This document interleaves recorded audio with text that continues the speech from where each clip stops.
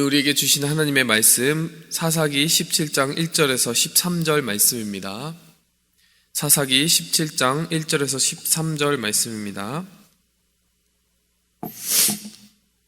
에브라임 산지에 미가라 이름하는 사람이 있더니 그의 어머니에게 이르되 어머니께서 은 1,100을 잃어버리셨으므로 저주하시고 내 귀에도 말씀하셨더니 보소서 그 은이 내게 있나이다. 내가 그것을 가졌나이다 하니 그의 어머니가 이르되 내 아들이 여호와께 복받기를 원하노라 하니라. 미가가 은 1,100을 그의 어머니에게 도로 주매 그의 어머니가 이르되 내가 내 아들을 위하여 한 신상을 새기며 한 신상을 부어 만들기 위해 내 손에서 이 은을 여호와께 거룩히 드리노라. 그러므로 내가 이제 이 은을 내게 도로 주리라. 미가가 그 은을 그의 어머니에게 도로 주었으므로 어머니가 그 은 200을 가져다가 은장새기게 주어 한 신상을 새기고 한 신상을 부어 만들었더니 그 신상이 미가의 집에 있더라. 그 사람 미가에게 신당이 있으므로 그가 에봇과 드라빔을 만들고 한 아들을 세워 그의 제사장으로 삼았더라. 그때는 이스라엘의 왕이 없었으므로 사람마다 자기 소견에 오른 대로 행하였더라. 유다 가족에 속한 유다 베들레헴에 한 청년이 있었으니 그는 레위인으로서 거기서 거류하였더라. 그 사람이 거주할 곳을 찾고자 하여 그 성읍 유다 베들레헴을 떠나 가다가 에브라임 산지로 가서 미가의 집에 이르매 미가가 그에게 묻되 너는 어디서부터 오느냐 하니 그가 이르되 나는 유대 베들레헴의 레위인으로서 거류할 곳을 찾으러 가노라 하는지라. 미가가 그에게 이르되 내가 나와 함께 거주하며 나를 위하여 아버지와 제사장이 되라. 내가 해마다 은 10과 의복 1벌과 먹을 것을 주리라 하므로 그 레위인이 들어갔더라. 그 레위인이 그 사람과 함께 거주하기를 만족하게 생각했으니 이는 그 청년이 미가의 아들 중 하나같이 됨이라. 미가가 그 레위인을 거룩하게 구별하며 그 청년이 미가의 제사장이 되어 그 집에 있었더라. 이에 미가가 이르되 레위인이 내 제사장이 되었으니 이제 여호와께서 내게 복 주실 줄을 아노라 하니라. 아멘. 지난 시간까지 우리가 삼손의 이야기를 살펴보았습니다. 그리고 이제 사사기 말기로 가면서 어떻게 그 이스라엘 백성들이 점점 하나님을 잊어가는지에 대한 어두운 그림자를 보여주는 사사기의 에필로그, 사사기의 맺은 말 부분으로 들어가게 됩니다. 17장에서 18장까지 에필로그 첫 번째 이야기가 시작이 된다면요, 그 나머지 19장에서 21장까지는 두 번째 에필로그가 시작이 되고 그렇게 사사기가 이 5장과 함께 마무리가 됩니다. 자, 이 사사기의 마지막으로 갈 때 우리가 이 사사기의 마지막 부분에서 심한 충격을 받는 이유는요, 그 사사기의 마지막으로 갈수록 하나님을 그렇게 신실하게 알았던 백성들이 하나님을 전혀 모르는 상태로 완전히 들어가게 되는 것을 우리가 보기 때문입니다. 우리가 이 사사기 마지막 부분을 통해서 도전을 받고 타산지석 삼아서 우리의 신앙을 어떻게 하면 잘 지킬 수 있는지, 순전히 지킬 수 있는지 그 교훈을 받기 원합니다. 첫 번째로요, 우리의 신앙을 지켜주는 뿌리와 토대는 바로 말씀에 대한 지식이라는 것입니다. 그것이 우리가 첫 번째로 살펴봐야 되는 것입니다. 자, 오늘 이 본문 말씀 17장 1절에서 2절을 먼저 살펴보면요, 한 가족의 에피소드가 등장하고 있습니다. 한 가족이 어떻게 등장하냐, 에브라임 산지에 미가라 이름하는 사람이 있더니 이렇게 이야기가 시작이 됩니다. 근데 이 미가라고 하는 이름은요, 미가 예후라고 하는 그 이름을 축약한 형태입니다. 여호와와 같은 이가 누구냐라고 하는 이름을 가지고 있습니다. 그러니까 이 이름을 보면요, 굉장히 신앙적인 어떤 의미를 깊이 담고 있는 단어라고 볼 수 있습니다. 자, 이 가정에서 일어난 에피소드를 보면요, 그런데 굉장히 이 가정이 신앙적이다라는 생각이 얼핏 드는 일들이 있습니다. 어떤 부분이 그렇습니까? 2절에 보면 내 아들이 여호와께 복받기를 원하노라 이렇게 표현을 합니다. 3절에 보면요, 이 은을 내가 여호와께 거룩히 드리노라. 은 1,100이었습니다. 은 1,100이라는 건 어마어마한 양입니다. 은 10을 가지고 한 사람의 연봉을 삼았기 때문에 100년 동안 연봉을 해당하는 값을 치르면 이게 1,100이 되는 것이죠. 어마어마한 양이었습니다. 자, 그리고 5절에 보면요, 아들을 제사장으로 삼았더라. 자, 이런 이야기들을 보면요, 여러분 어떤 생각이 드십니까? 성도 여러분들 보시기에 그냥 자세히 주의 깊게 보지 않으면 이 이야기들이 굉장히 신앙적인 한 가문의 이야기를 그리고 있나 보다라는 생각이 드는 것이에요. 그런데 가만히 살펴보면요, 이 이야기가 상당히 그 신앙적인 이야기와는 거리가 굉장히 많다라는 것을 보게 됩니다. 자세히 한번 뜯어보기 원합니다. 2절에서 어떤 일이 있습니까? 이 미가라는 사람이요, 어머니에게 하루는 이렇게 말하는 거예요.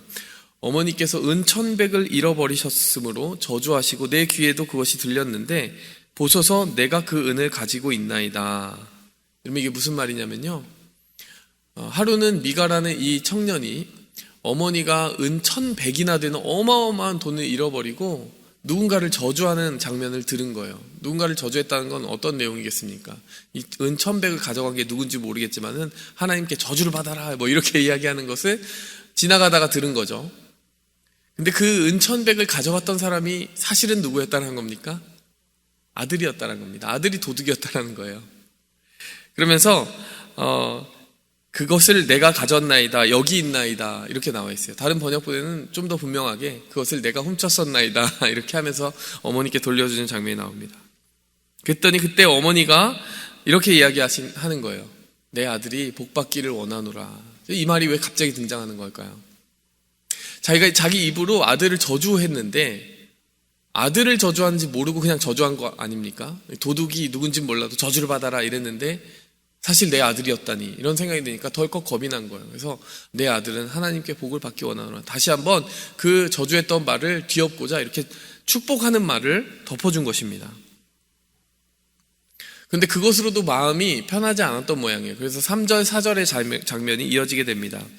뭐라고 이렇게 나타나게 되냐면요, 내가 이 은 1,100을 아들을 위해서 바치리라. 하나님께 거룩하게 구별해서 바치리라 이렇게 나오는데요. 왜 바치느냐? 그걸 가지고요 어떻게 하냐? 한 신상을 부어 만들기 위해서 그 은을 사용했다라는 거예요. 4절 말씀에 그렇게 나옵니다. 미가가 그 은을 그의 어머니에게 도로 주었으므로 어머니가 그 은 200을 가져다 은장색에 주어 한 신상을 새기고 부어 만들었다.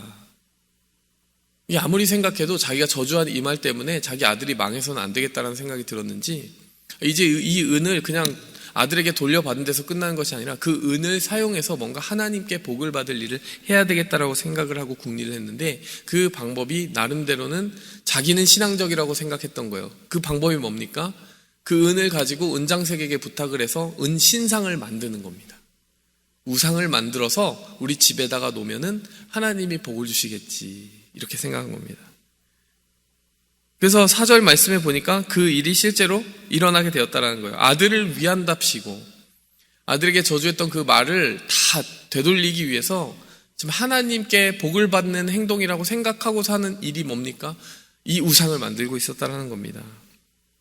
게다가요, 그 우상을 만들어서 아들에게 주었더니 아들이 하는 행동도 참 신기합니다. 5절 말씀에 보니까요, 그 사람 미가에게 신당이 있으므로 그가 에봇과 드라빔을 만들고 한 아들을 세워 그의 제사장으로 삼았더라. 이 사람이 그 우상을 받는 데서 끝나지 않고요, 자기 집에 아들 하나를 딱 제사장으로 세웠다라는 거예요. 제사장은 레위인 중에서 세워질 수 있는 것이죠. 하나님의 말씀에 의하면 그 예배를 섬기는 사람들은 레위인 중에서, 그것도 제사장은 아론의 계통에서만 날 수가 있는 것입니다. 그런데 지금 이 미가라는 사람의 생각에는 자기가 제사장을 세울 수 있다고 생각한 것 같아요. 그러니까 나름대로 또 복을 받기 위해서 어떻게 하는 겁니까? 제사장을 세운 것입니다. 이렇게 5절까지 쭉 이어지는 이 글귀들을 마무리하고 6절에 뭐라고 나옵니까? 갑자기 중간에 딱 끼어드는 글귀가 있습니다. 그때에는 이스라엘의 왕이 없었으므로 사람마다 자기 소견에 선한 대로 행하였더라. 이 6절 말씀이 시사하는 바는 아주 강력한 것이죠. 이 미가라는 사람이 나름대로는 자기가 하나님께 복을 받기 위해 한 행동이 사실은 하나님의 말씀과 정면 충돌하는 것들 뿐이었다라는 거예요. 자기들 보기에는 자기의 소견에 선한 대로 행했던 그 모든 것들이 사실은 하나님을 무시하고 자신이 주인 되어서 행했던 일이기 때문에 정말 무지한 선택 하나하나가 이렇게 모여서 하나님을 아프게 했다라는 것을 이 6절 말씀은 시사하고 있는 것입니다. 여러분, 이 말씀을 보면서 어떤 생각이 드십니까? 때로는 정말 우리가 신앙의 모양을 가지고 어떤 틀을 가지고 신앙의 언어를 사용하는 데서 우리의 신앙이 다 영그럽다 이렇게 이야기할 수 없다라는 것을 오늘 말씀은 분명히 시사하고 있는 것입니다. 이 사람들에게 정말 간절히 필요했던 것은요, 하나님의 말씀을 제대로 아는 것이었어요. 하나님의 말씀의 빛을 제대로 알고 그 비추심을 받아서 하나님의 말씀대로 순종하는 것이 하나님을 아는 길이었습니다. 그런데 이 사람들은 계속 어떤 선택을 하고 있느냐? 내가 생각하기에 하나님이 좋아할 만한, 일들을 선택하고, 내가 생각할 때 하나님은 이런 분인 것 같아 라고 하는 어떤 짐작을 바탕으로 하나님을 섬기고 있었다는 것입니다. 분명히 하나님을 두려워하는 건 같아요. 내 아들이 하나님께 저주받지 않았으면 좋겠어, 복을 받았으면 좋겠어, 이런 원초적인 두려움이나 종교심 정도는 있는데, 하나님이 어떤 분이냐라고 하는 개인적인 그리고 친밀한 지식이 없는 것이죠. 여러분, 하나님의 말씀 가운데도 이런 것이 있지 않습니까? 이런 말씀이 있지 않습니까? 내 백성이 지식이 없으므로 망한도다. 여러분, 하나님을 섬기고 또 사랑하고 또 알아간다는 것, 신앙생활을 한다는 것은요, 하나님의 말씀을 떠나서는 도저히 생각할 수 없는 것이라는 것을 오늘 이 본문 말씀을 통해서 우리는 거울 삼기를 원하는 것입니다. 여러분, 제가 군대 생활하면서 한 군종을 만난 적이 있습니다. 저도 이제 중대에서 군종으로 섬겼기 때문에 그 사람이 선배였겠죠. 근데 그 선배는 군종으로 섬기기는 했지만 굉장히 이모저모로 보나 하나님의 말씀을 그렇게 가까이 하거나 정말 진짜 신앙이 있다라고 보기에는 의아한 행동을 많이 했습니다. 예배를 드려야 되는데 이제 예배 드리는 시간에 그 군대 교회에서 밖에서 담배를 피고 있다거나 이렇게 하나님의 말씀을 가까이 하고 사랑하고 예배를 정말 소중히 여기는 그런 모습을 삶으로서 보여주지는 못하는 그런 모습들을 많이 보여줬어요. 근데 이 분이 나중에 이제 제대를 하고 저에게 개인적으로 연락을 하는 겁니다. 부산에서 살고 있는 분이었는데 계속 저에게 이런 이야기를 하는 거예요. 내가 잘 알고 있는 한 자매가 있는데 네가 살고 있는 그 일산 근처에 그 사람이 있다. 근데 그 자매하고 내가 너를 연결시켜주고 싶은데 가서 성경 공부를 꼭 했으면 좋겠다. 이렇게 이야기를 하는 거예요. 계속 성경 공부를 제가 꼭 했으면 좋겠다라고 이야기하길래 저는 이제 다니는 교회가 있고 이미 성경 공부를 하고 있습니다. 이렇게 이야기해도 극구 계속 그 말을 반복하는 거죠. 심지어는 그 부산에서 올라와서 저랑 같이 예배드리고 싶다고 그 먼 거리까지 올라와서 저랑 같이 한 교회에 들어가서 예배를 드리기까지 했습니다. 그리고 돌아가서 똑같은 얘기를 반복하는 거예요. 근데 그 즈음에 제가 학교에서 이단에 관한 강의를 많이 들었습니다. 근데 그 강의에서 뭐라고 얘기를 하느냐, 기성교회를 다니고 있는 사람들에게 이단이 보통 이렇게 접근을 한다는 거예요. 성경 공부를 하자. 밖에서 성경 공부를 하자는 거예요. 이 교회 안에서 이미 성경 공부를 하고 있는 사람을 밖으로 끌어내서 자꾸 다른 어떤 성경 공부를 하자는 이야기를 많이 한다는 거예요. 이 형이 또 그때도 저한테 몇 번을 반복해서 전화하는 상황이었는데 또 전화해서 하는 말이 너 성경 공부했으면 좋겠다. 신앙생활 제대로 해야 되지 않겠냐. 뭐 이런 말을 또 하는 거예요. 그래서 제가 학교에서 들었던 그 말이 생각나서 그냥 직접적으로 물어봤습니다. 형 혹시 신천지예요? 이렇게 물어봤습니다. 그랬더니 그 형이 갑자기 화를 내기 시작하는 거예요. 그래, 신천지다 어쩔래? 신천지다 어쩔래? 이렇게 이야기하면서요, 정말 자기가 뭐 신천지에서 배운 것들을 이렇게 줄줄줄 말하기 시작하는데요, 등골이 오싹해지는 느낌을 받았습니다. 지금 사회적으로 굉장히 물의를 일으키는 이 신천지라는 집단이 그 몇 년 전이죠. 제가 이제 2009년에 그 일을 경험했으니까 정말 한참 전부터도 굉장히 적극적으로 포교 활동에 나섰고 말씀을 굉장히 심각하게 왜곡하는 이단으로서 맹위를 떨치고 있었다는 것을 그때부터 벌써 경험을 했습니다. 그리고 이번 여름 수련회 때 사실은 이단 강의를 하면서 제가 경험했던 신천지에 대한 사례를 가장 먼저 알려주면서 청년들에게 이 이단에 대해서 굉장히 큰 경각심을 가져야 된다는 것을 알려준 바가 있습니다. 근데 이 신천지라는 이단은 굉장히 교묘하게 포교 활동을 하게 됩니다. 제가 이제 마지막 학기, 제가 생명공학을 전공했지만 우리 학교에 신학 과목이 있어서 마지막 학기에 한 과목은 6과목 정도는 신학 과목을 들었거든요. 그 중에 한 과목에서도 이 신천지에 관한 지식을 좀 더 알게 된 계기가 있었습니다. 첫 수업이 시작되는데 영상을 쫙 틀어주는 거예요, 교수님께서. 근데 그 교수님이 영상을 틀어주는 건 어떤 설교자가 나와서 설교를 하는 평범한 설교 영상인 것 같았습니다. 그리고 심지어는 그 자리에 앉아있는 모든 신학생들이 박수도 치고 아멘 이렇게 이야기하는 정말 좀 은혜로운 이야기다라고 이제 청년들이 생각하고 신학생들이 생각할 만한 그런 내용들을 설교하고 있는 영상을 틀어주셨어요. 끝나고 나서 교수님이 이렇게 물어보시는 거예요. 지금 방금 본 영상이 어떤 영상인지 아느냐? 이건 신천지의 교육생 훈련 영상이다. 이렇게 알려주시는 거예요. 신학생들이 아멘 하고 박수 쳤는데 이게 신천지 교육 영상이었던 거죠. 제가 그 한 학기를 보내면서 이단이 엄청나게 교묘하게 파고드는구나. 왜냐하면 거기서 교주의 이름도 나오지 않습니다. 근데 그 훈련 과정이 벌써 한 1년 넘게 지속되고 나서야 교주의 이름을 주입하기 시작하고 그 말씀의 자리를 교묘하게 왜곡한 것을 하나하나 퍼즐을 모아서 신격화가 시작된다라고 이야기를 설명을 들은 것이죠. 여러분, 그러면서 그때 강하게 정말 주지하고 마음에 새겼던 것이 무엇이냐? 바로 하나님의 말씀을 제대로 알고 공부한다는 것이 얼마나 중요하냐라고 하는 부분을 마음에 새기는 계기를 삼았습니다. 이 오늘 본문 말씀에서 읽은 그 장면들이 고스란히 그렇지 않습니까?